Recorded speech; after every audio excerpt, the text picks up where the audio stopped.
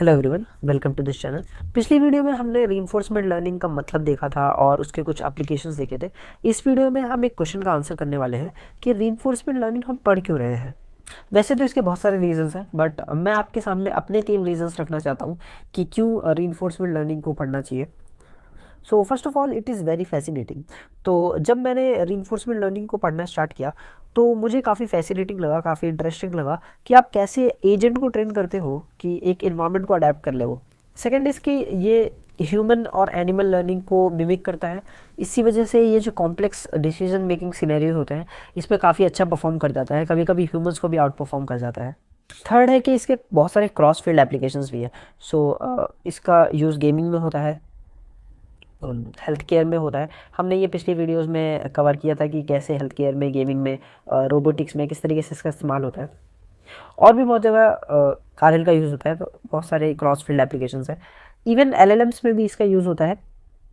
Chat GPT का example ले लेते हैं। चैट जीपीटी में भी रीइंफोर्समेंट लर्निंग का यूज़ होता है। उसमें जो रीइंफोर्समेंट लर्निंग यूज़ होता है उसका नाम है RLHF, जो कि है reinforcement learning from human feedback. RLHF, reinforcement learning from human feedback.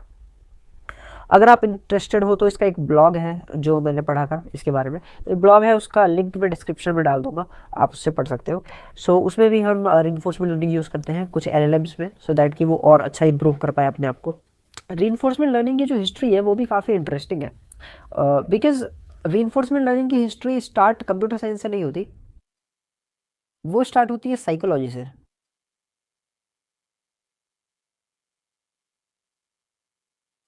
जैसा कि मैंने बोला कि रीइंफोर्समेंट लर्निंग का ओरिजिन साइकोलॉजिकल एस्पेक्ट से हुआ। देयर वाज अ न्यूरोलॉजिस्ट जिसका नाम था इवन पेवलोव। वो बहुत फेमस थे अपने डॉग्स के एक्सपेरिमेंट के लिए। उन्होंने ये रियलाइज़ किया कि बिहेवियर चेंज किया जा सकता है डॉग का थ्रू रिवॉर्ड्स, मतलब रिवॉर्ड्स लाइक फूड।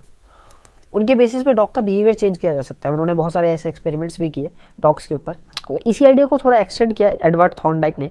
उन्होंने एक लॉ ऑफ इफेक्ट बताया।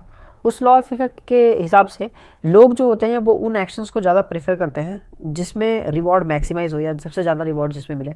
इसका मतलब ये है कि लोग उस एक्शन को ज़्यादा रिपीट करते हैं जिसमें रिवॉर्ड मिलता है। ये एक रिवॉर्ड ड्रिवन जो बिहेवियर उन्होंने बताया इस लॉ में, वो रीइंफोर्समेंट लर्निंग के लिए एक सीड की तरह था।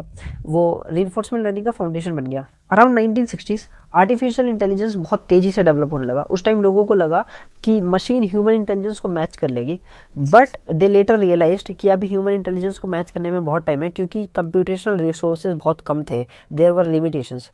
इस वजह से एआई में ग्रोथ थोड़ी स्लो होने लग गई थी, और इस एरा को हमने कहा था एआई विंटर। यहाँ पे एआई की ग्रोथ बहुत स्लो हो गई थी, यहाँ पे प्रोग्रेस बहुत कम थी, सब कुछ ड्राई हो चुका था। और तब भी उस टाइम पे रीइंफोर्समेंट लर्निंग की जो डेवलपमेंट थी वो चलती जा रही थी, कॉन्टिन्यूस डेवलपमेंट थी उस टाइम। 1970s में क्रिस वॉटकिंस ने डेवलप किया क्यू लर्निंग। ये रीइंफोर्समेंट लर्निंग के लिए बहुत बड़ा ब्रेक थ्रू था। इसमें जो एजेंट होता है वो ट्रायल एंड एरर के मेथड से सीखता है, और ये बहुत बड़ा फाउंडेशन बन गया रीइंफोर्समेंट लर्निंग में 1990s के दौरान।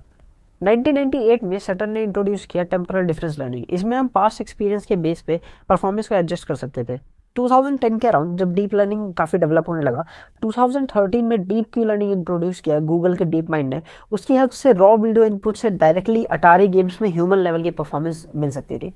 अटारी गेम्स को आप गूगल पे सर्च करोगे तो आप देखोगे कि वो एक बोर्ड गेम है जो कि 2D बोर्ड गेम्स होते हैं। उनके जो रॉ वीडियोस होते हैं उसी से डायरेक्टली एजेंट ट्रेन किया जा सकता था, और काफ़ी अच्छी ह्यूमन लेवल परफॉर्मेंस अचीव की जा सकती थी। उसके बाद तो फिर तहलका सा मच गया। मेजर अचीवमेंट जो थी सबसे बड़ी वो थी अल्फागो। गूगल के डीप माइंड ने जब अल्फागो बनाया था उसने वर्ल्ड चैंपियन को हरा दिया था। गो नाम का एक गेम होता है, बहुत कॉम्प्लेक्स गेम है गो, उसमें वर्ल्ड चैंपियन को हरा दिया था, वो भी 5 में से 4 मैचेस में।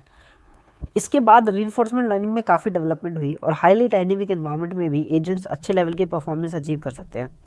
यही थी रीइंफोर्समेंट लर्निंग की हिस्ट्री। और इन सब के अलावा और भी चीज़ें हैं जिसकी वजह से डेवलपमेंट हुई, जैसे कि रिचर्ड बेलमैन, ये एक साइंटिस्ट थे। इन्होंने डायनेमिक प्रोग्रामिंग, आपने अगर शायद नाम सुना हो डायनेमिक प्रोग्रामिंग का, इन्होंने इंट्रोड्यूस की थी। स्टार्टिंग में तो आरएल से कोई कनेक्शन नहीं था, बट आगे जाके रीइंफोर्समेंट लर्निंग में काफ़ी यूज़ हुई है। और इसमें हम क्या करते हैं कि कॉम्प्लेक्स प्रॉब्लम्स जो होती हैं उनको सिंपलर सब प्रॉब्लम्स में पहले ब्रेक डाउन करते हैं, फिर उन सब प्रॉब्लम्स के सॉल्यूशन निकालते हैं, और फिर कंबाइन करके एक पूरा सॉल्यूशन बनाते हैं। इस वीडियो में इतना ही था। मिलते हैं नेक्स्ट वीडियो में। बाय।